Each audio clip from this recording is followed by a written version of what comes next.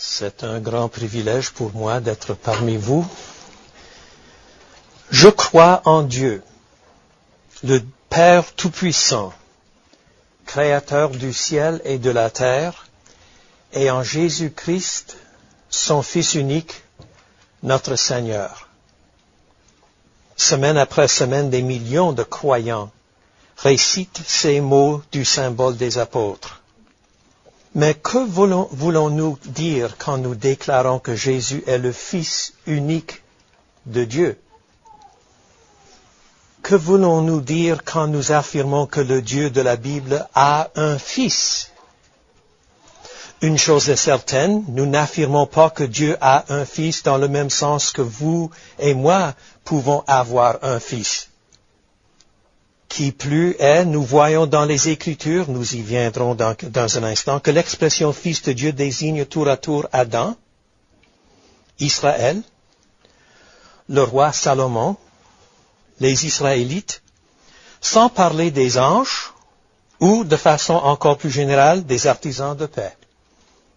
La question se pose donc, dans quel sens le lien filial qui unit Jésus à Dieu le Père se distingue-t-il du lien filial qui unit à Dieu les personnages mentionnés? Pourquoi devrions-nous concevoir que Jésus est le Fils unique de Dieu? Quelques remarques liminaires. Depuis au moins un siècle, les prédicateurs et les auteurs d'ouvrages théologiques ont davantage mis à l'accent sur la divinité de Jésus et sur son titre de Seigneur que sur le fait qu'il est Fils de Dieu.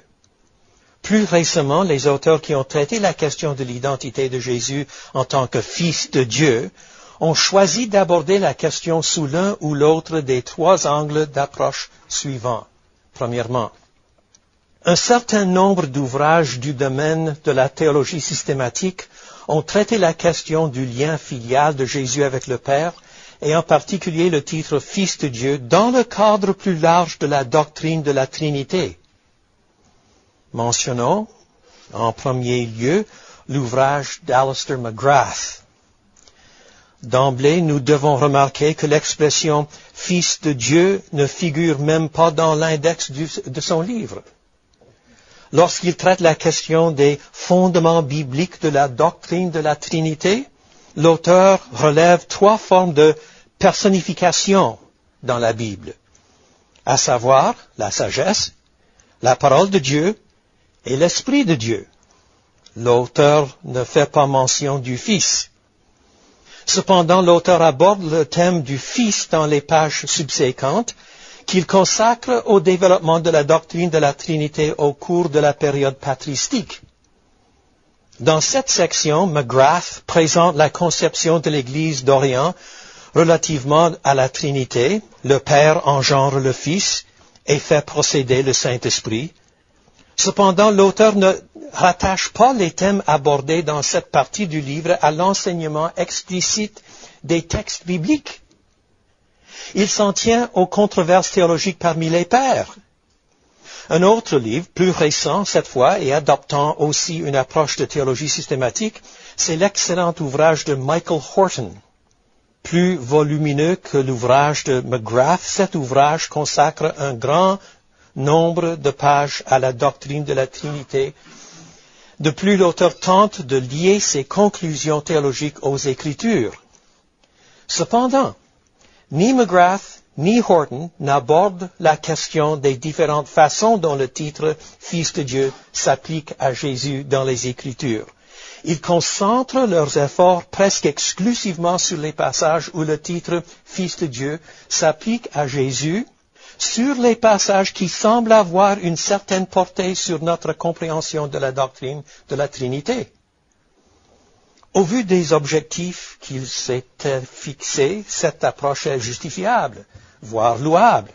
Cependant, au final, le lecteur est laissé dans l'ignorance quant aux diverses façons dont la Bible emploie l'expression « Fils de Dieu » pour désigner Jésus et des façons dont la même expression s'applique à Adam, aux Israélites, à Salomon, aux artisans de la paix et aux anges. Et la liste de ces désignations n'est pas exhaustive. Deuxièmement, il existe un petit nombre d'ouvrages spécialisés adoptant une approche autre que celle de la théologie systématique, mais je pense que je vais laisser ces livres à côté. Ça me prendrait trop de temps. Troisièmement, ces dernières années, deux vives controverses ont éclaté entourant la question de l'application des termes « fils » et « fils de Dieu » à la personne de Jésus. Les débats ont donné lieu à une abondante littérature sur le sujet. Le premier désaccord concerne le degré auquel le Fils est ou n'est pas subordonné au Père. Et le rapport à établir entre cette question et le débat égalitarisme-complémentarisme. Je ne vais pas entrer dans ces détails sur ce débat au cours de la présente conférence, mais je ferai ici et là quelques observations au fil de notre étude. Le second désaccord concerne la manière dont on devrait traduire l'expression « Fils de Dieu », en particulier dans les versions de la Bible destinées au monde musulman. J'aborderai cette question dans le troisième exposé, après avoir posé les fondements nécessaires dans le cadre des deux premiers exposés. Voilà donc les trois principaux angles d'approche adoptés ces dernières années afin de sonder la signification de l'expression « Fils de Dieu ».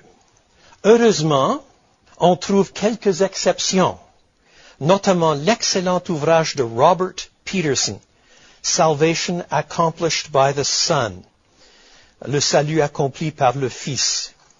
Cependant, malgré ces nombreux points forts, l'ouvrage contient relativement peu d'explications sur la façon dont l'expression « Fils de Dieu » est employée pour désigner Jésus, c'est-à-dire ce que l'expression signifie réellement. Il faut dire à la décharge de l'auteur qu'il s'intéressait davantage à l'œuvre de Christ qu'à sa personne. Autre exception, l'imposant ouvrage de théologie biblique de Greg Beale, lequel consacre un grand nombre de pages à la question de la filiation de Jésus, du fait qu'il s'emploie précisément à retracer les diverses trajectoires théologiques dans la Bible, l'auteur met souvent ses analyses en rapport avec le texte biblique, laissant de côté les controverses théologiques ultérieures et la terminologie christologique particulière qui en résultait. Dans la suite du présent exposé, je me propose d'examiner dans l'ordre l'emploi du mot « fils » et du type de relation filiale que ce terme sous-entend. Ensuite, je relèverai les diverses occurrences des expressions « un fils de Dieu » ou « des fils de Dieu » dans la Bible. Et pour terminer, je vais survoler les passages où Jésus est appelé « fils de Dieu ». Cependant, je ne limiterai pas mon analyse au seul passage où le mot « fils », singulier ou pluriel, apparaît, car après tout, si la Bible présente Dieu en tant que Père, cela signifie que ceux qui lui ont lié sont, de quelque façon, ses fils ou ses enfants. Premièrement donc, le mot « fils » et la notion de filiation. Dans la grande majorité des cas, le mot « fils » dans la Bible, qu'il soit au singulier ou au pluriel, mais sans être suivi des mots « de Dieu », « fils de Dieu », désigne un enfant sur le plan purement biologique. Parfois, le fils en question reçoit un nom. Boaz prit Ruth, qui devint sa femme, et il alla vers elle. L'Éternel permit à Ruth de concevoir, et elle enfanta un fils. Elles l'appelèrent du nom d'Obed. Ruth 4. Dieu dit, prends donc ton fils, ton unique, celui que tu aimes, Isaac. Va-t'en dans le pays de Moria et là offre-le en holocauste. Genèse 22. Dans d'autres cas, le fils est désigné non par son propre nom, mais par celui de son père. Voici que j'ai vu un fils d'Isaïe de Bethléem qui sait jouer de la harpe. 1 Samuel 16. Ou encore les nombreuses occurrences dans le Nouveau Testament de l'expression « les fils de Zébédée ». À défaut d'utiliser un patronyme, on précise parfois le lien filial d'une autre façon. Par exemple, le fils de la fille de Pharaon ou le fils du charpentier. Quelquefois, le texte ne précise pas le nom du Fils, mais le contexte indique que le lien envisagé est tout à fait naturel, comme lorsque la Sunamite réprimande Élisée. Ai-je demandé un fils à mon Seigneur? De Rois 4. Cet emploi du mot fils est très fréquent. Ahaz marcha dans la voie des rois d'Israël et fit même passer son fils par le feu, de Rois 16. Le temps où Élisabeth devait accoucher arriva et elle enfanta un fils, Luc 1. À noter que dans ce dernier passage, le nom du fils est précisé plus loin, à savoir Jean. De manière semblable, on trouve des passages où un parent s'adresse à son enfant, dont on connaît le nom, en l'appelant du mot « enfant », comme lorsque Marie demande à Jésus « Enfant, pourquoi nous as-tu fait cela? Voici que ton père et moi, nous te cherchons avec angoisse. » Parfois, le contexte montre que le mot « fils » ne désigne pas une personne en particulier, que le nom de cette dernière soit connu ou non, mais un groupe de personnes, dans un sens collectif. Reconnais en ton cœur que l'Éternel, ton Dieu, t'éduque comme un homme éduque son fils, Deutéronome 8. Mais s'il engendre un fils qui voit tous les péchés que commet son père, qui les voit et n'agit pas de la même manière, ce dernier passage est à peine moins fréquent dans le Nouveau Testament. Celui qui aime fils ou fille plus que moi n'est pas digne de moi. Un homme avait 2 fils et bien d'autres paraboles. Mentionnons en passant les passages dans lesquels on emploie le mot fils non pour s'adresser à un enfant sur le plan purement biologique, mais à un parent éloigné ou à un membre du clan familial ou de la tribu, beaucoup plus jeune, un usage presque avantculaire, comme lorsque dans l'histoire de l'homme riche et de Lazare, Abraham s'adresse à l'homme riche qui souffre cruellement dans l'Hadès. Mon enfant, mon fils, souviens-toi. Luc 16. Dans tous les exemples que je viens de citer, le contexte présuppose une filiation naturelle sur un plan purement biologique, en contraste avec un emploi de fils au figuré. Avant d'analyser les emplois au figuré, par ailleurs très fréquents, du mot fils et de ses dérivés dans la Bible, il sera utile de réfléchir un instant sur ce que bon nombre des expressions dont je me propose de dresser la liste ont en commun. Rappelons d'abord que, dans la culture occidentale contemporaine, on peut établir une relation filiale de façon irréfutable grâce à l'ADN. En effet, la science permet d'établir le lien biologique existant entre des personnes avec une marge d'erreur extrêmement faible. En outre, par extension, nous concevons l'idée d'avoir des fils adoptifs. Le lien biologique est alors inexistant, tandis que le lien légal et familial est très marqué. Toutefois, nous n'employons pas des expressions telles que fils d'affliction, fils du matin, fils de l'arc, et beaucoup d'autres expressions, comme nous le verrons dans un instant, toutes les expressions que l'on trouve dans la Bible, quoique la plupart n'apparaissent pas dans nos versions modernes. Une question se pose donc, qu'ont en commun toutes ces expressions? Sur le plan de l'orientation professionnelle, dans notre culture, il est assez rare que des fils ou des filles exercent le même métier ou la même profession que leur père ou leur mère. En bien des occasions, j'ai posé cette question à mon auditoire. Je pourrais la faire ici, peut-être. Sur le plan professionnel, combien d'entre vous, messieurs, faites ce que faisait votre père lorsqu'il avait votre âge? Combien de personnes? Une personne. Et parmi les femmes, semblablement à vos mères? Une et demie. Le pourcentage des réponses positives atteigne rarement 5%. Dans l'ancien monde, en revanche, le pourcentage aurait été beaucoup plus élevé, sans doute souvent au-delà de 90%. Si votre père était fermier, vous vous faisiez fermier. Si votre père était boulanger, vous vous faisiez boulanger. S'il était charpentier, eh bien, vous vous faisiez charpentier, ce qui explique évidemment comment il se fait que Jésus ait pu être désigné comme le fils du charpentier, Matthieu 13, et dans un autre passage remarquable, le charpentier, Marc 6, vraisemblablement après la mort de Jésus. Si votre père portait le nom de Stradivarius, vous vous faisiez luthier. Dans l'ancien monde, un fils exerçait le métier de son père, et c'est le père qui apprenait le métier à son fils. Si vous étiez fermier, cela voulait dire que votre père vous avait appris quand et comment semer, quand et comment irriguer la terre, quand et comment faire la récolte. Personne n'allait à l'Institut de technologie agricole pour apprendre à cultiver la terre. Il n'y avait pas de telle institution. Et si vous étiez luthier, c'est votre père qui vous avait appris quel type de bois choisir, quelle dimension donner à chaque pièce de l'instrument, quelle colle utiliser et comment fabriquer le vernis et l'appliquer.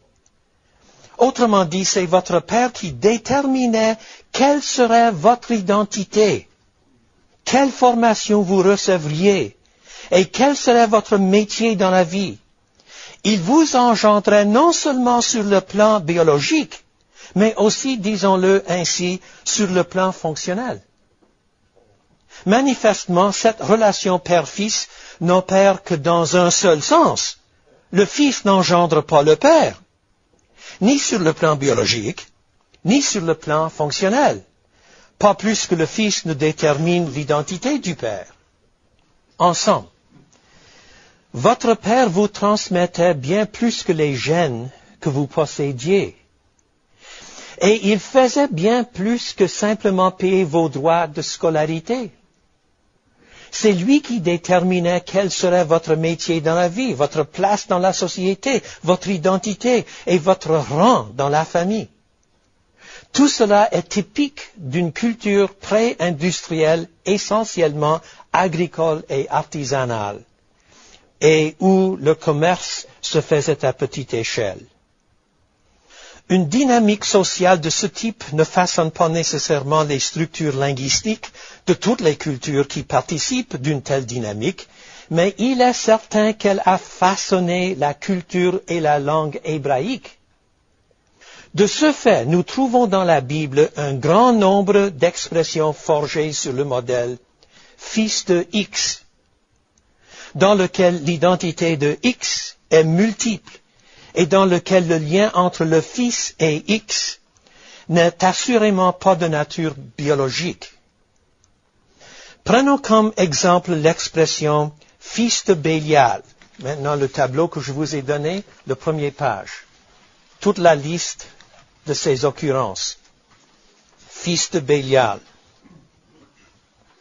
L'expression dans laquelle le mot Bélial n'a presque jamais été traduit dans nos versions modernes.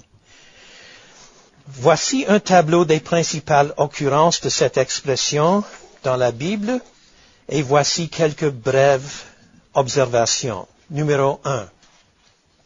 Dans la version Darby, le mot Bélial est une simple translittération de l'hébreu ou, dans 2 Corinthiens 6,15, du grec. Seules les versions second et second révisées ont conservé le mot Bélial et seulement dans ce dernier passage. Dans le tableau, c'est le seul passage où les expressions « fils de » ou « homme de » n'apparaissent pas. Dans ce verset, Christ est mis en opposition à Bélial. Deuxième observation. À l'exception du passage dont nous venons de parler, la seconde révisée rend de façon uniforme la composante de Bélial dans le sens de vaurien, au féminin femme de rien. Cette traduction pourrait être exacte, mais pas nécessairement.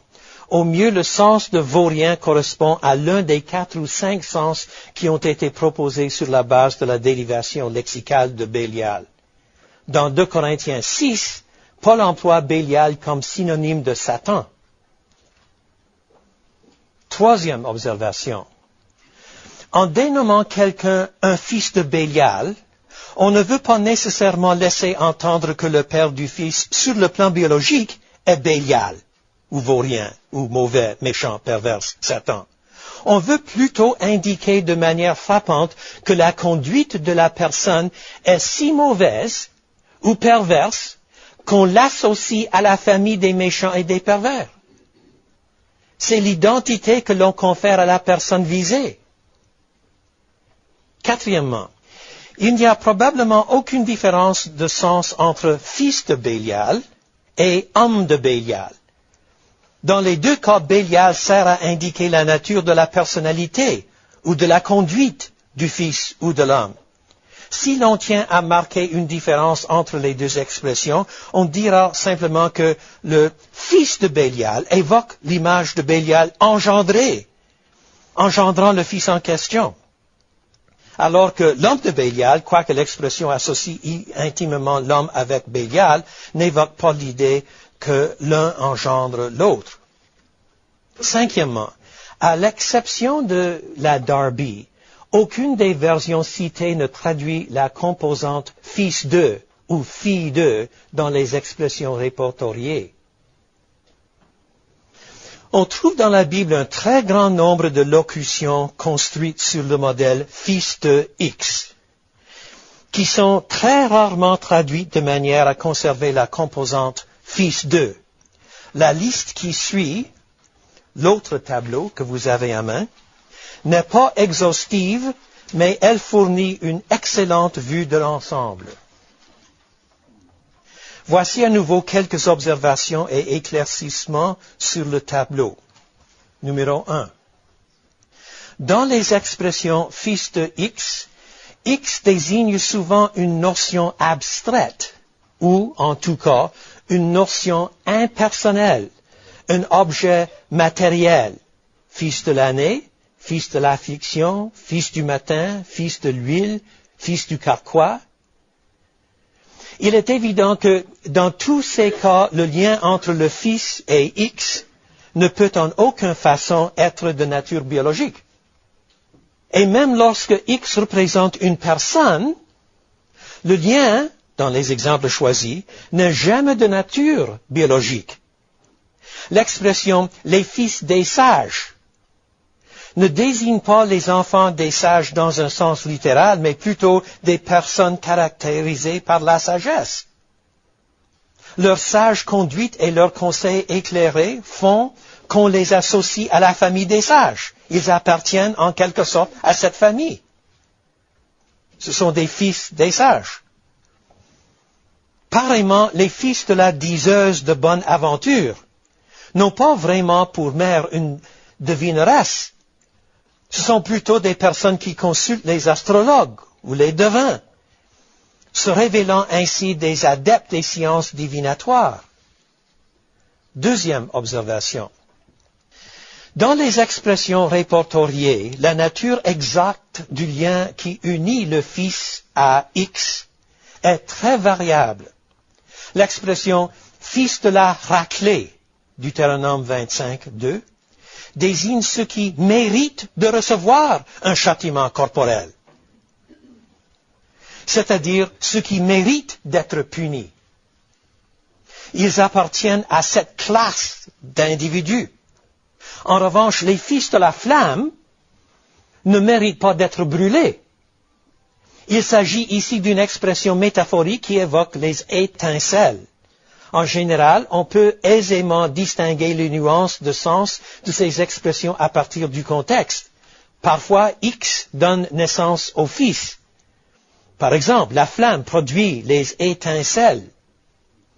Troisièmement, dans certains cas, la traduction mot à mot de l'expression « fils de X » est foncièrement inexacte et prête à confusion.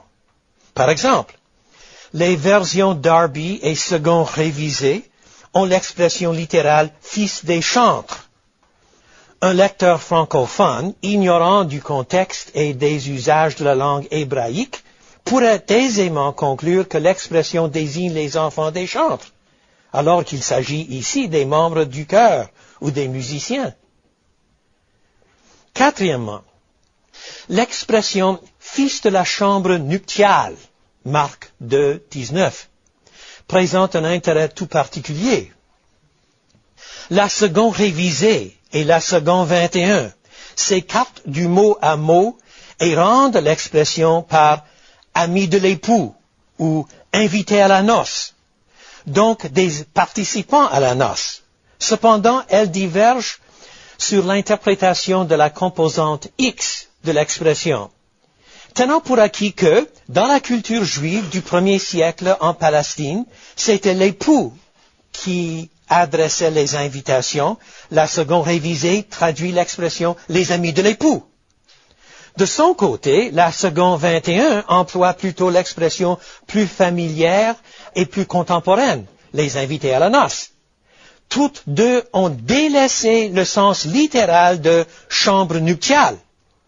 Bien sûr, la chambre nuptiale, dans un sens figuré ou autre, ne génère en aucun cas les fils.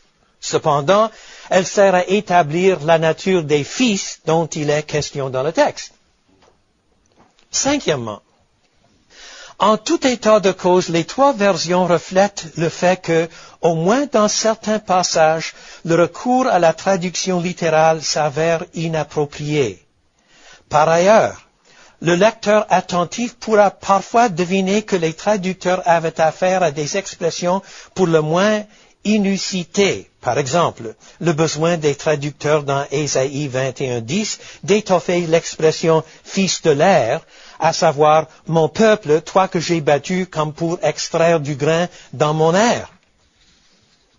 Prises globalement, les expressions « fils de X » nous aident à mieux comprendre la signification de certaines autres locutions dans la Bible. Qui sont les fils d'Abraham? Les fils véritables d'Abraham, Paul le souligne, ne sont pas ceux qui ont hérité les gènes du patriarche, mais ce sont ceux qui agissent comme lui, qui imitent la foi d'Abraham, le croyant, Galates 3:9. L'obligation qui incombe à un fils d'imiter son père est mise en relief de façon très émouvante lorsque Paul déclare à ses convertis de Corinthe, « En effet, quand vous auriez 10 000 précepteurs en Christ, vous n'avez cependant pas plusieurs pères, puisque c'est moi qui vous ai engendré en Christ Jésus par l'Évangile. Je vous exhorte donc, soyez mes imitateurs. » Une dernière observation avant de conclure la présente partie de mon exposé. On rencontre parfois dans un même passage des emplois très différents de l'expression « fils de X ».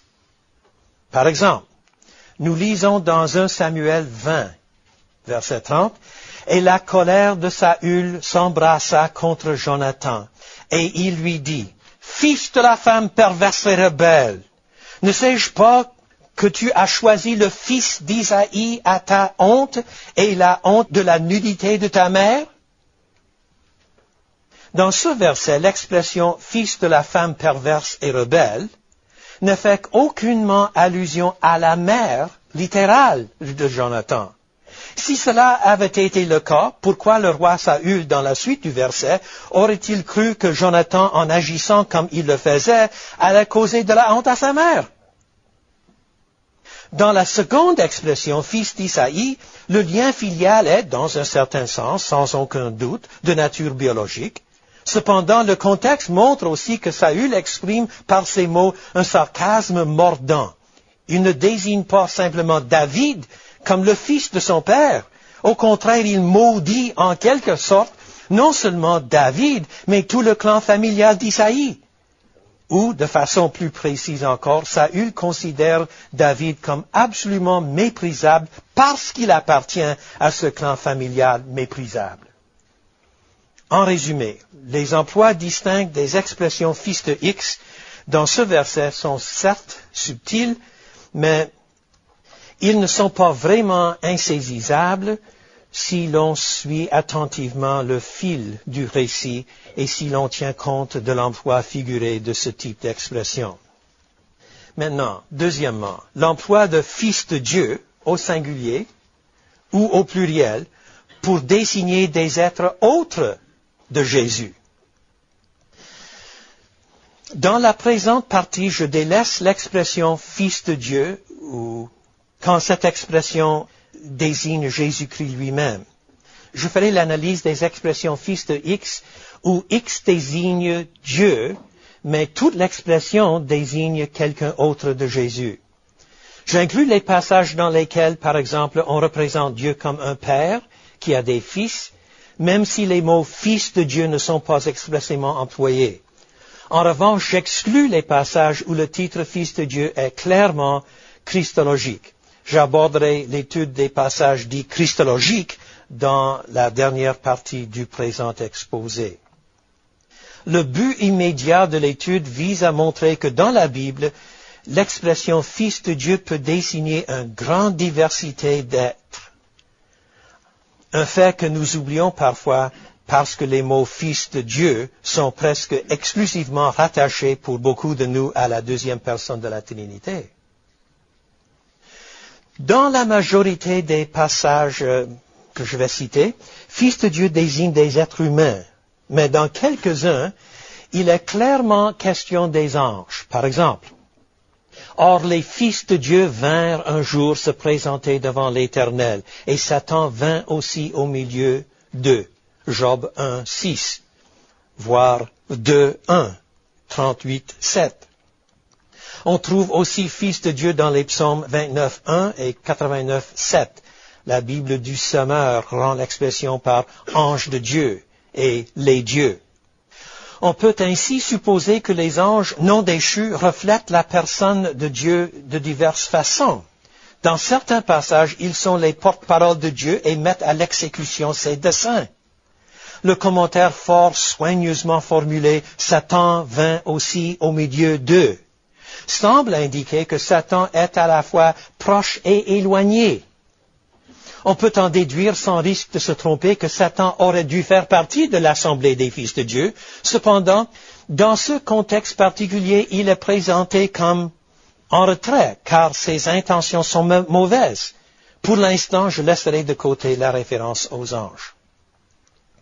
De façon générale, que désigne l'expression « fils de Dieu » lorsqu'elle réfère à des êtres humains autres que Jésus? Numéro 1. Dans Luc 3, la généalogie de Jésus remonte jusqu'à Adam, fils de Dieu. Luc 3, 35. Manifestement, Adam n'est pas fils de Dieu au même titre que chaque membre de la généalogie est fils d'un autre être humain. Sans aucun doute, Adam est le fils de Dieu dans le sens qu'il est le fruit de l'œuvre créatrice divine, Dieu l'ayant fait à son image et selon sa ressemblance. Adam est donc fils de Dieu dans le sens qu'il devait refléter la gloire de Dieu et qu'il devait ressembler à Dieu et l'imiter dans tous les domaines qui lui sont propres en tant qu'être humain, en mouvant. En outre, le lien filial qui unit Adam à Dieu, tant sur le plan des origines que sur le plan des obligations morales, unit également à Dieu tous les membres de la postérité d'Adam, même si l'acte créateur à l'origine d'Adam était un acte unique. Après tout, Dieu a créé Adam directement, sans le concours d'un autre être humain, contrairement à la manière dont tous les autres êtres humains ont vu le jour. À bien des égards, la place d'Adam au sein de l'humanité est unique. C'est pour cela que l'apôtre Paul, s'adressant aux philosophes d'Athènes, cite les paroles du poète grec Aratus afin d'établir l'origine de la race humaine. Nous sommes aussi de sa race, c'est-à-dire de la race de Dieu. Un point de vue sur nos origines que les Athéniens, qui se croyaient supérieurs aux autres races, ont sans doute jugé offensant. Deuxièmement, déjà à l'époque de l'Exode, l'expression « fils de Dieu » pouvait désigner le peuple d'Israël, pris collectivement. Tu diras au Pharaon, « Ainsi parle l'Éternel, Israël est mon fils, mon premier-né. Je te dis, laisse partir mon fils pour qu'il me serve. Si tu refuses de le laisser partir, alors moi, je ferai périr ton fils, ton premier-né. » Exode chapitre 4. Dans ce passage, il serait intéressant d'examiner le rapport entre le fils premier-né de Dieu et le fils premier-né de Pharaon. Mais cela déborderait le cadre de notre survol. On trouve aussi l'emploi d'Israël pris collectivement dans le psaume 96, le fils que tu as affermi toi-même, ainsi que dans Osée 11:1, j'ai appelé mon fils hors d'Égypte, bien que Matthieu, comme vous savez, applique ce dernier passage à Jésus. On trouve un usage semblable, sans que le mot fils soit employé, dans l'admonestation que Moïse adresse à Israël. Tu as oublié le Dieu qui t'a engendré. Deutéronome 32. Ailleurs, Dieu déclare par la bouche du prophète, « Je suis un père pour Israël et Éphraïm est mon premier-né. » Jérémie 31.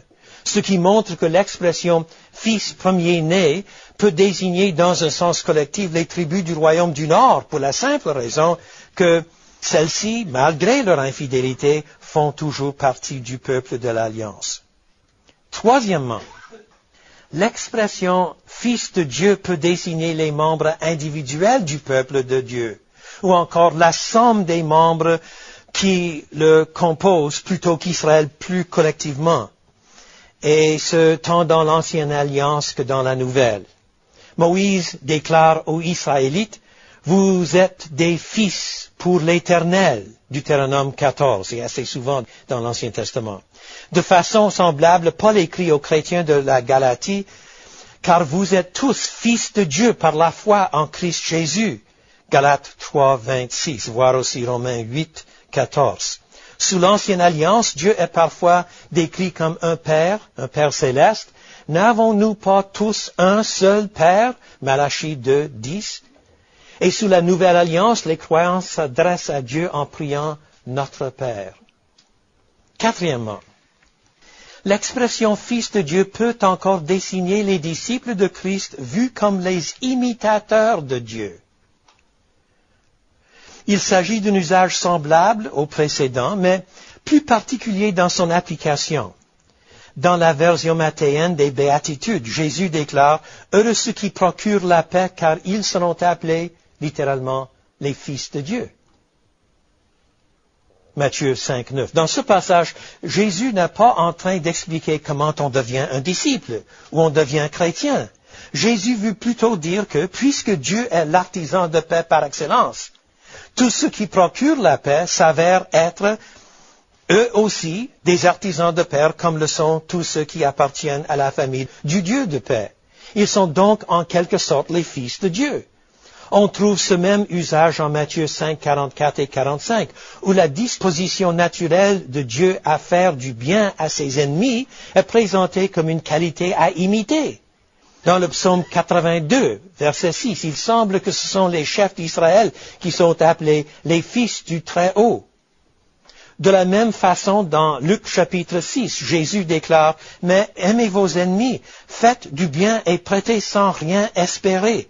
Votre récompense sera grande et vous serez, littéralement, les fils du Très-Haut. Car il est bon pour les ingrats et pour les méchants. Soyez miséricordieux comme votre Père est miséricordieux. » Encore une fois, c'est le rôle des fils en tant qu'imitateurs de leur Père qui est présupposé ici, corrélativement à la fonction du Père en tant que modèle à suivre et en tant que source d'identité des fils. Cinquièmement, plus précisément, le roi davidique est désigné comme le Fils de Dieu. La source ultime des nombreux passages où l'on trouve cet usage particulier de Fils de Dieu, c'est 2 Samuel chapitre 7, verset 14. Dans ce texte, David exprime le désir de bâtir une maison à l'Éternel. Mais Dieu dit que ce sera le contraire. David veut construire une maison, c'est-à-dire un temple, pour l'Éternel. De son côté, Dieu veut bâtir une maison, c'est-à-dire une dynastie, à David. Manifestement, le sens du discours réside en partie dans un jeu sur le mot maison. Malgré tout, le fils de David construira bel et bien un temple, 7:13, et Dieu l'affermira à jamais son trône royal. L'Éternel déclare, « Moi-même, je serai pour lui un père, et lui, il sera pour moi un fils. » Ce passage ne fait pas allusion à Jésus, mais à Salomon. Car Dieu ajoute, « S'il commet des fautes, 14b, je le corrigerai avec le bâton des hommes et avec les coups des humains. » J'aborderai ultérieurement la question du lien de ce passage avec Jésus cet après-midi. Pour l'instant, dans le cadre de la présente étude, nous cherchons à comprendre la nature du lien filial qui unit le roi à Dieu. Dieu est certes le roi absolu. Lorsqu'un Davidide occupe le trône, il le fait à titre de sous-roi, soumis à l'autorité de Dieu, seul roi suprême. Le règne du roi davidique a pour but de refléter le règne de Dieu, y compris sa passion pour la justice, son engagement actif à l'égard de l'Alliance, sa haine de l'idolâtrie, son souci pour la défense des opprimés. Comme nous l'avons déjà dit, celui qui procure la paix peut être appelé fils de Dieu parce que, à titre d'artisan de paix, il s'associe intimement à Dieu lui-même, l'artisan de paix par excellence. De façon similaire, le monarque davidique est appelé fils de Dieu parce que, à titre de roi, il s'associe intimement à Dieu lui-même, le monarque par excellence. On trouve un usage semblable dans le psaume 2. Dieu déclare, « C'est moi qui ai sacré mon roi sur Sion, ma montagne sainte. » Et lorsque le roi davidique considère sa propre intronisation, il publie le décret de l'Éternel en déclarant, « Il m'a dit, tu es mon fils, c'est moi qui t'ai engendré aujourd'hui. » Psaume 2:7. C'est à ce moment que Dieu engendre le roi. C'est à cet instant que le Davidide devient fils de Dieu dans le sens monarchique. Dans sa vision de l'établissement de David comme roi, étant, les Israélites emploient un langage similaire. Le nouveau roi dit à Dieu, « Tu es mon Père » Psaume 89, versets 19 et suivants. Bien entendu, tout comme Satan faisait partie des fils de Dieu, les anges, malgré le fait qu'il s'était détourné de sa vocation, de la même façon, on pourrait désigner les rois davidiques impies comme les fils de Dieu.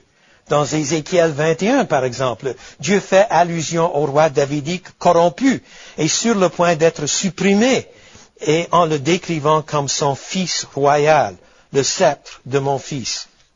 Sixièmement, l'expression « fils de Dieu » peut aussi désigner les croyants dans une perspective eschatologique, un usage qui s'inscrit dans le prolongement de l'emploi de numéro 4, si vous suivez la liste. C'est-à-dire qu'on appelle fils de Dieu les fidèles qui, dans l'éternité future, imitent à la perfection, dans la limite de leur finitude humaine, leur Père céleste, alors que toute trace de péché ou d'imperfection a disparu. La voix venant du trône décrit la cessation des larmes, de la mort, du deuil et de la douleur et déclare « Il me dit, c'est fait. Je suis l'alpha et l'oméga, le commencement et la fin. À celui qui a soif, je donnerai de la source de l'eau et de la vie, gratuitement. Tel sera l'héritage du vainqueur. Je serai son Dieu et il sera mon fils. » Mais pour les lâches, les incrédules, les abominables, les meurtriers, les débauches, les magiciens, les idolâtres et tous les menteurs, leur part sera dans les temps brûlants de feu et de soufre. Cela, c'est la seconde mort. Apocalypse 21. Le contraste entre ce que le Fils de Dieu vit et éprouve dans l'éternité et ce que les autres connaissent établit la perfection du lien filial qui unit le fidèle à Dieu. Paul utilise aussi un langage semblable pour décrire la vie des croyants après la résurrection. Romains 8, « Nous gémissons du fond du cœur en attendant d'être pleinement établis dans notre condition de fils adoptifs de Dieu quand notre corps sera délivré. » La traduction de Bible du Semeur. Septième. Les grands auteurs des textes du Nouveau Testament marquent la distinction entre la désignation « Fils de Dieu » s'appliquant à Jésus et celle s'appliquant aux croyants. Dans l'Évangile de Jean, Jésus seul est désigné comme « Hohuios » en grec. Jean désigne les croyants au moyen des mots « ta tekna » ou « ta paidia » de Dieu. Dans ses écrits, bien qu'il emploie hagios pour désigner aussi bien Jésus que les croyants, Paul applique le langage d'adoption seulement aux croyants.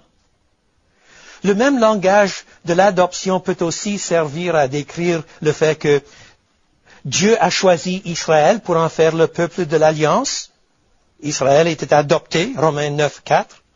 La réalité nouvelle selon laquelle les croyants véritables sont, en vertu de la nouvelle alliance, des fils et des filles de Dieu, Romains 8, 15, Galates 4, 5, et le lien filial devenu parfait lors de la consommation finale à la résurrection, Romains 8, 23. Et enfin, l'emploi de fils de Dieu pour désigner Jésus. Dans la présente partie, nous allons examiner les diverses façons dont l'expression « Fils de Dieu » s'applique à Jésus. On pourrait certainement proposer d'autres angles d'approche. En ce qui me concerne, l'objectif consistera simplement à dégager les emplois clairement christologiques de l'expression.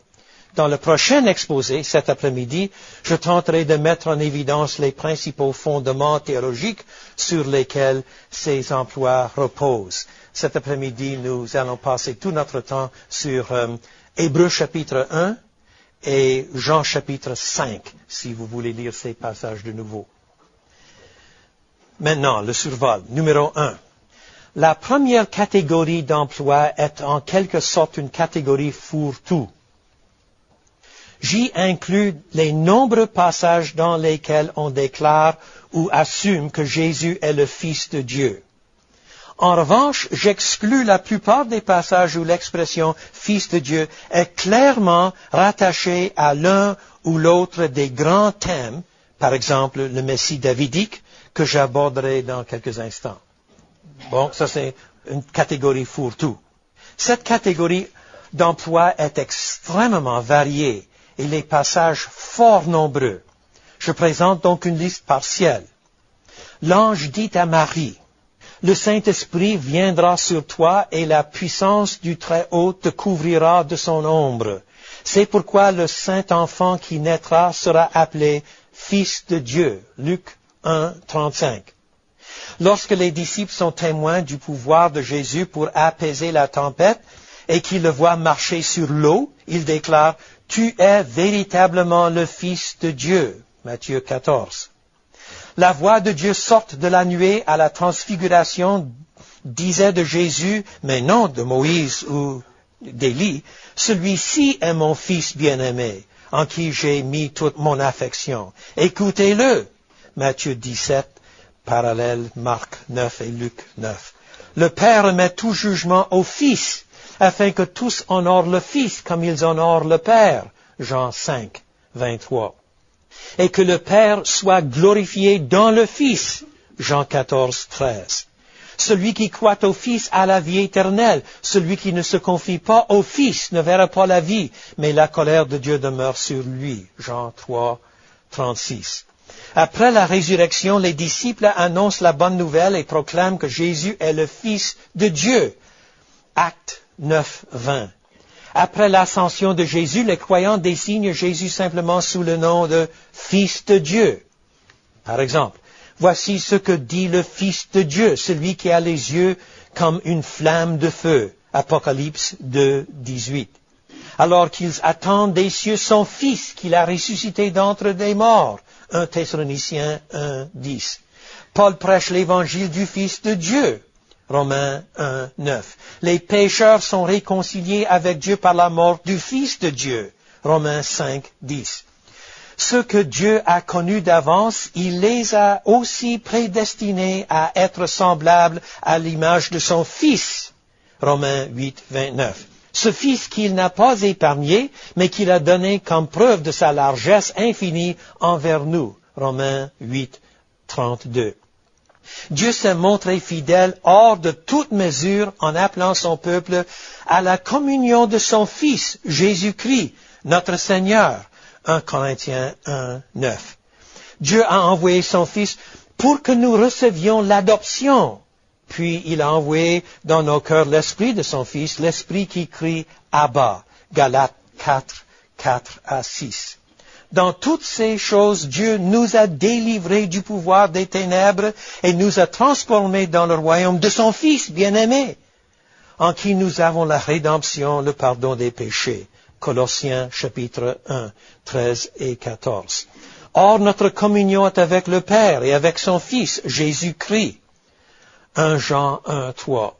Dans le cadre de cette communion, nous sommes également en communion les uns avec les autres et le sang de Jésus, son Fils, nous purifie de tout péché. 1 Jean 1, 7. Le Fils est le point culminant de toutes les révélations du passé. Hébreux 1, 2. Dieu nous a donné la vie éternelle et cette vie est en son Fils. 1 Jean 5, 11. Dans d'autres passages remarquables, le titre qui désigne Jésus comme Fils de Dieu est rattaché à sa vocation de grand souverain sacrificateur. Hébreux chapitre 4, verset 14, Hébreux chapitre 7, verset 28. Deuxièmement, la deuxième catégorie d'emploi christologique comprend les passages où le mot Fils ou l'expression Fils de Dieu sont liés au rôle de Jésus en tant que roi davidique promis. Le texte fondateur consacrant cet usage se trouve dans 2 Samuel 7, 13 et 14. Même si, comme je l'ai signalé précédemment, le texte fait d'abord allusion à Salomon, alors que Dieu déclare « J'affermirai pour toujours son trône royal. Moi-même, je serai pour lui un père et lui, il sera pour moi un fils. » Et si Salomon commet des fautes, Dieu le corrigera avec le bâton des hommes et avec les coups des humains. Puis il ajoute, verset 15, « Mais ma bienveillance ne se retirera pas de lui comme je l'ai retiré de Saül, que j'ai écarté devant toi. » D'une part, on n'a jamais pu dire que Saül ait fondé une dynastie. Sa lignée royale n'a pas dépassé la durée de sa propre vie. D'autre part, David savait très bien que lui-même ou ses héritiers allaient commettre des fautes très graves et tomber dans l'idolâtrie, des fautes qui allaient les empêcher de régner sur la nation qui, en réalité, constituait le peuple de Dieu et sur lequel l'Éternel régnait en tant que souverain. À moins d'une intervention de Dieu, la lignée de David prendrait fin tout comme celle de Saül. Mais la grâce allait triompher. Dieu déclare que les héritiers de David ne seraient punis que par des jugements temporels et que la dynastie allait se perpétuer.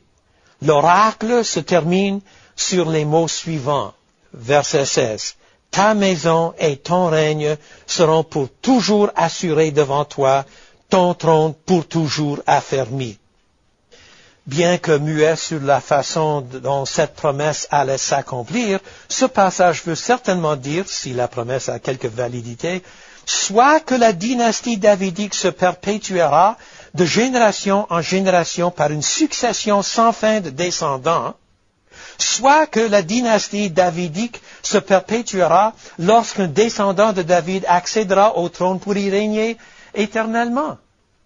Ce sont les deux possibilités, il n'y a pas d'autre.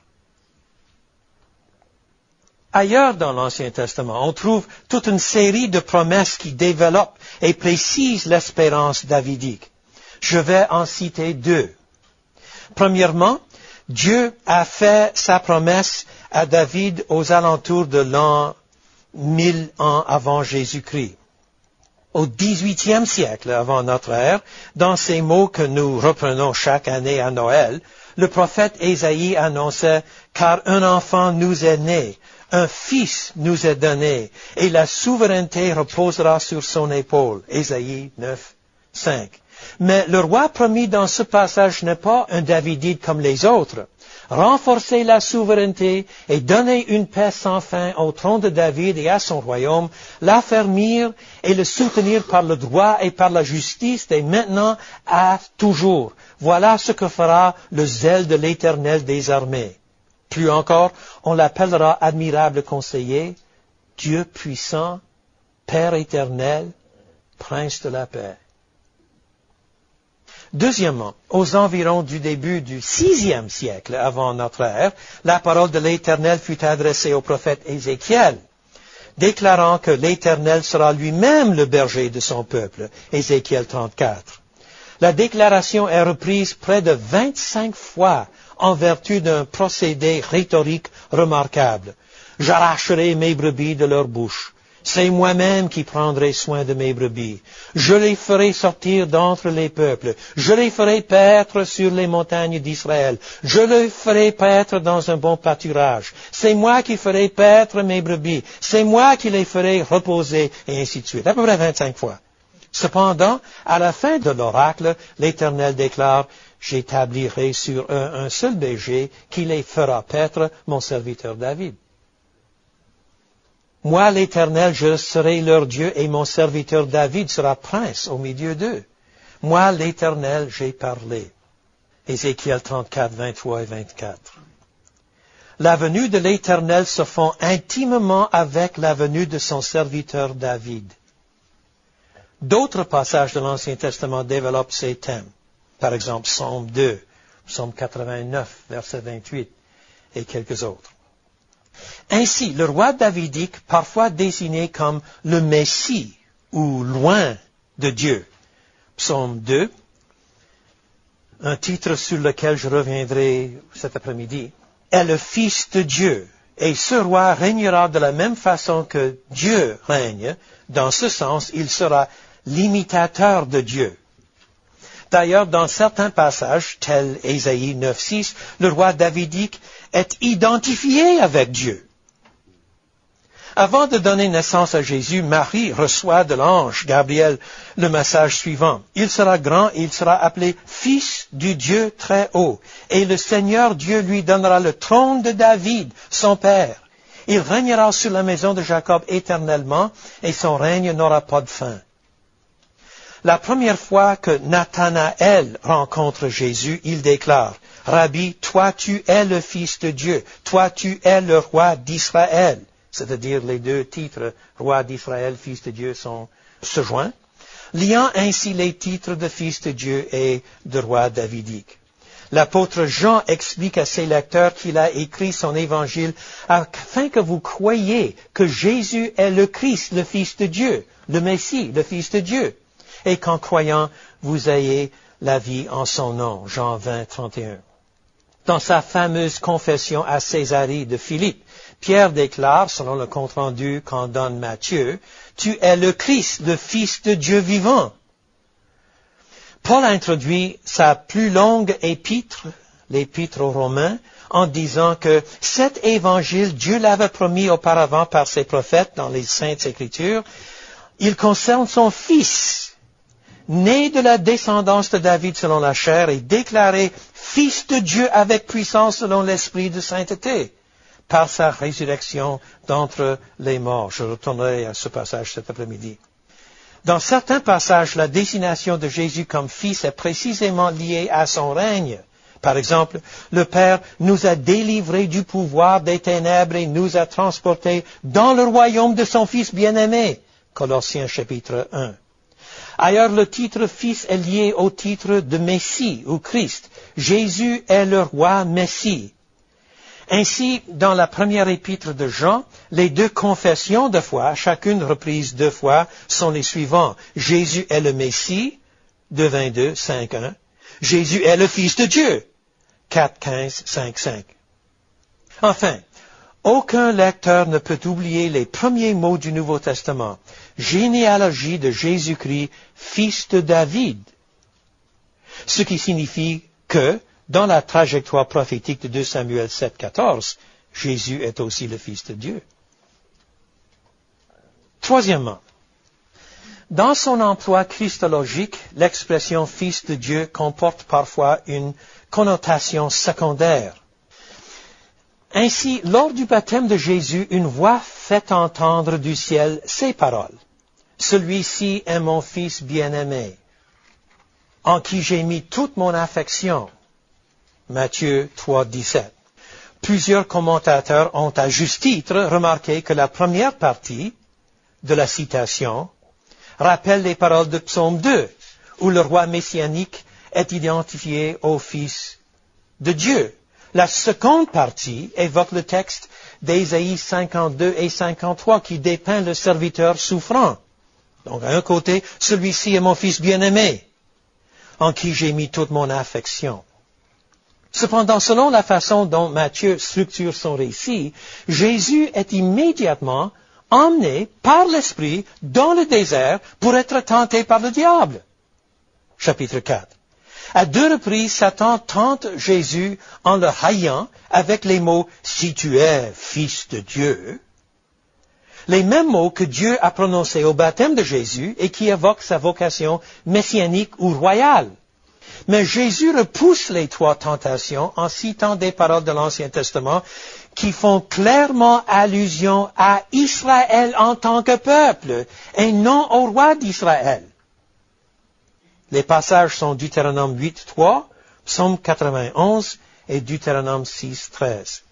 Comme nous l'avons déjà dit, dans l'Ancien Testament, l'expression « fils de Dieu » s'applique parfois à Israël, dans un sens collectif, ou aux Israélites pris individuellement.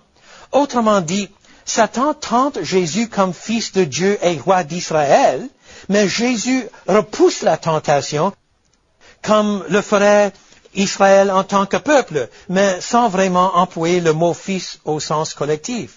Cet emploi du mot « fils » pour désigner Israël s'accorde avec un thème typiquement matthéen, à savoir, dans son évangile, Matthieu présente Jésus en quelque sorte comme l'Israël par excellence. Il n'est pas tout simplement le roi davidique, il est Israël, le vrai Israël, le fils Israël, l'Israël véritable. Jésus reprend à son compte une partie de ce qu'a vécu Israël lorsqu'il est à son tour appelé hors d'Égypte. C'est ainsi que la parole « J'ai appelé mon fils hors d'Égypte » est appliquée à Jésus, Osée 11.1 et Matthieu 2.15. 4. Les passages christologiques les plus remarquables sont certainement ceux qui accordent clairement au Fils un statut divin, ou ceux qui, de façon plus ou moins claire, mentionne sa préexistence. Bien sûr, nous avons déjà vu un certain nombre de textes qui vont dans ce sens. Par exemple, le verset de Jean où Dieu déclare que tous doivent honorer le Fils comme ils honorent le Père. Jean 5, 23. À ce point, on se doit d'examiner quelques autres passages importants. L'auteur de l'Épître aux Hébreux rappelle qu'après avoir autrefois parlé au Père par les prophètes, Dieu, en ces derniers jours, nous a donné la révélation qui est son Fils, le Fils dont il est dit, « Il a établi héritier de toutes choses, et c'est par lui qu'il a fait les mondes, ce Fils qui est le rayonnement de sa gloire et l'expression de son être, soutient toutes choses par sa parole puissante. » Hébreux 1, 2 et 3. La parole qui était au commencement avec Dieu, Jean 1. Donc l'associé de Dieu lui-même, et qui était Dieu, donc la personne même de Dieu, a été faite chair, et elle a habité parmi nous, pleine de grâce et de vérité, et nous avons contemplé sa gloire, une gloire comme celle du Fils unique, venu de Dieu, venu du Père. Jean 1, 1 et Jean 1, 14. Je précise, nous ne devons pas comprendre que la parole éternelle est devenue Fils, au moyen de l'incarnation, de sorte qu'il se serait juste de concevoir la Trinité comme composée du Père, du Fils et du Saint-Esprit qu'après l'incarnation. Alors qu'avant l'incarnation, il serait plus juste de le concevoir composé du Père, la parole et de l'Esprit. Penser ainsi est une erreur, car nous avons vu dans Hébreux que c'est par le Fils que Dieu a fait l'univers, certes avant l'incarnation. Dans Jean 3, 17, davantage, nous lisons, « Dieu, en effet, n'a pas envoyé son Fils dans le monde pour juger le monde, mais pour que le monde soit sauvé par lui. » Il serait fantaisiste de supposer que ce passage signifie que Dieu a envoyé dans le monde un être qui ne serait devenu son Fils qu'après sa venue. Le Fils est l'image du Dieu invisible, le premier-né de toute la création. Il est avant toute chose et tout subsiste en lui, car il a plu à Dieu de faire habiter en lui toute plénitude. En fait, tout a été créé par lui et pour lui. Colossiens chapitre 1. De sorte que le Fils n'est pas seulement le moyen par lequel Dieu a créé le monde, mais aussi le maître et le but de la création.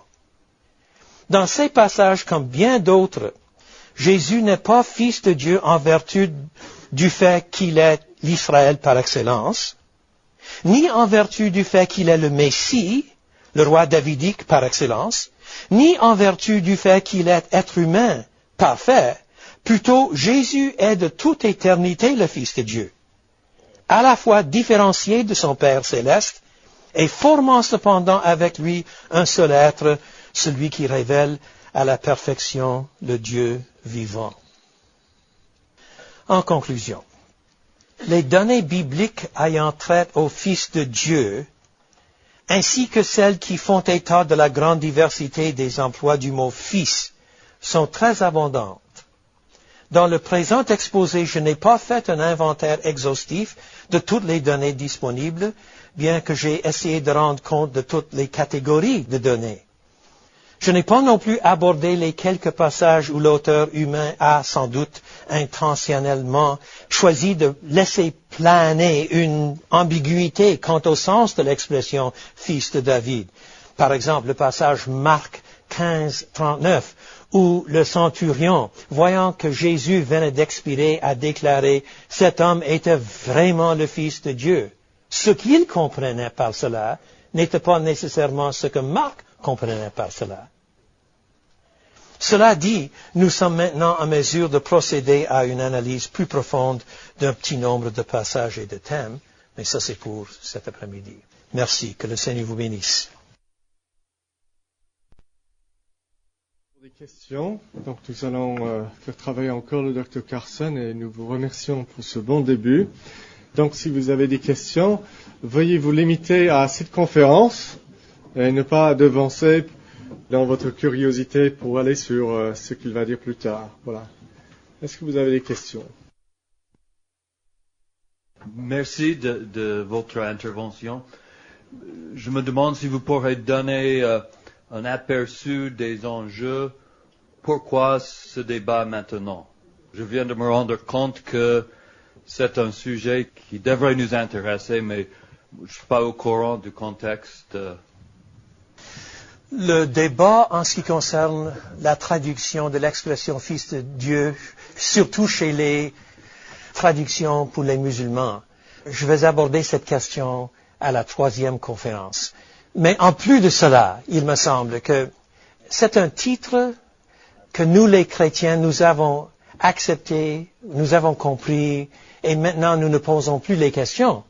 Si nous vivions dans le 4e siècle, tous les chrétiens en disputaient. Qu'est-ce que ça signifie? Je reviendrai à cette question demain matin, Dieu voulant. Et maintenant, nous sommes dans une période de l'Occident où nous perdons nos racines. Et il faut les reprendre, il faut les retrouver, il faut comprendre de nouveau comment on doit commencer avec les Écritures pour arriver à nos confessions de foi. Parce qu'assez souvent, nous avons des confessions de foi qui sont tellement détachées des Écritures. Nous enseignons la théologie systématique et on ne touche pas la Bible. On enseigne la Bible, il n'y a pas de confession de foi. Comment rattacher les choses ensemble, hein? Et ça fait partie, il me semble, de notre responsabilité de revenir à ces titres christologiques, en ce cas, Jésus le Fils de Dieu, pour comprendre de nouveau les racines bibliques de nos théologies systématiques. Et en plus, la discussion avec les traducteurs des versions pour les musulmans, c'est une autre raison plus urgente peut-être, mais la plus grande question est toujours là, il me semble. Au début de votre conférence, vous avez mentionné certains travaux récents sur la doctrine de la Trinité et vous avez fait remarquer qu'il ne discutait pas vraiment du titre Fils de Dieu. Ma mémoire me fait un petit peu défaut, mais dans l'ouvrage de Richard Bauckham, il me semble qu'il discute du titre. Maintenant, je ne me souviens plus très bien. Donc je me demandais pourquoi vous n'avez pas fait mention de son travail, ou si vous avez d'autres commentaires à faire aussi. Oui, il en discute un peu. Il ne donne pas un survol de tous les usages. Il s'intéresse surtout à l'usage christologique et ses liens avec le 4e siècle. Et Horton fait la même chose d'un autre sens et tout cela. Mais Personne, il me semble, ne fait un survol de tous les usages pour comprendre comment cet usage a été inventé, a été déployé dans une culture où fils avait un autre sens que nous avons aujourd'hui. Pas vous demander de refaire votre exposé, mais si je dis la Trinité éternelle est composée du Père, de la Parole et du Fils, qu'est-ce qui manque? Ce qui manque, ce n'est pas l'identité, mais la description. C'est-à-dire, c'est un usage biblique de donner le titre Fils de Dieu à la seconde personne de la Trinité. Et pour comprendre pour quelles raisons, ça c'est important. J'arriverai à ce point cet après-midi. Quand on parle de la parole de Dieu, nous avons les associations avec la révélation. Quand nous parlons du Fils de Dieu, il y a une question d'engendrement, en quelque sorte ou l'autre. Je reviendrai à ce point cet après-midi. Et donc il y a une espèce d'identité qui n'est pas si bien formée que quand nous parlons de la parole de Dieu. Donc, du point de vue de référent, c'est le même référent, sans doute. Du point de vue de les associations avec chaque titre, elles sont pas mal différentes. Quand j'ai vu le titre de votre exposé, j'étais très intéressée parce que dans le contexte théologique actuellement, on parle de Jésus de Nazareth, disons dans le contexte libéral, on efface la notion de Fils de Dieu. Et pour moi, cette notion-là est absolument essentielle. Mais je me trouve en face de tellement de théologiens dans les églises de Suisse romande où vraiment on insiste sur Jésus de Nazareth et puis pas sur le Fils de Dieu. Est-ce que vous pourriez juste définir l'importance de cette notion? Oui, vous avez raison. Dans la théologie libérale, nous voulons toujours avoir une révélation de Dieu en Jésus-Christ tout à fait naturelle. Et donc, il souligne les passages qui sont véritablement là. Jésus est le fils de Marie. Jésus est le fils de David, dans un sens messianique même. Mais la dernière usage que j'ai mentionné, où le Fils de Dieu s'applique à Jésus en tant que Fils éternel, avec sa préexistence, avec son rôle comme créateur et tout cela, on essaie d'éviter ces expressions. Donc, on semble donner que nous sommes bibliques parce que nous utilisons des expressions qui sont véritablement bibliques, mais nous omettons des passages qui sont également bibliques, mais qui sont surnaturels. Et je reviendrai à ce point. Comment les auteurs du Nouveau Testament ont fait les liens, ont créé les liens, ont compris les liens entre Fils de Dieu tel que roi davidique et Fils de Dieu tel que la deuxième personne de la Trinité. Comment ils ont créé ces liens? Ça, c'est le but de notre exposition cet après-midi. Oui, juste une question concernant ce que vous avez dit concernant le Fils étant en quelque sorte la représentation d'Israël. Et est-ce qu'il y a un lien avec ce qu'on voit dans le livre d'Ésaïe et le serviteur étant à la fois une personne et représentant un peuple? À mon avis, ça dépend du passage. Dans chapitre 52, 53, 52, 13 à 53, 12, il me semble qu'il y a seulement le serviteur souffrant, une personne qui est en vue, à mon point de vue. Mais les passages du serviteur sont riches et compliqués. Et il y a des passages où le serviteur fait référence premièrement à Israël, mais deuxièmement au vrai Israël, pour utiliser l'expression que j'ai choisie tout à l'heure. Vous avez raison. Merci beaucoup pour votre enseignement. Peut-être que vous allez en parler par la suite, mais qu'est-ce que vous diriez par rapport, dans notre explication de qui est le Fils de Dieu à un non-chrétien ou à quelqu'un qui vient à l'église, un enfant de chrétien, nos enfants? Qu'est-ce que vous diriez qu'on devrait absolument éviter dans notre explication de ce qui est Fils de Dieu et pourquoi? Peut-être qu'il y a beaucoup de réponses, mais pour vous, qu'est-ce qu'on devrait éviter? Ça sera plus facile à y répondre après la troisième conférence. Si je donne une bonne réponse maintenant, je n'aurai pas besoin de revenir pour les deux autres exposés.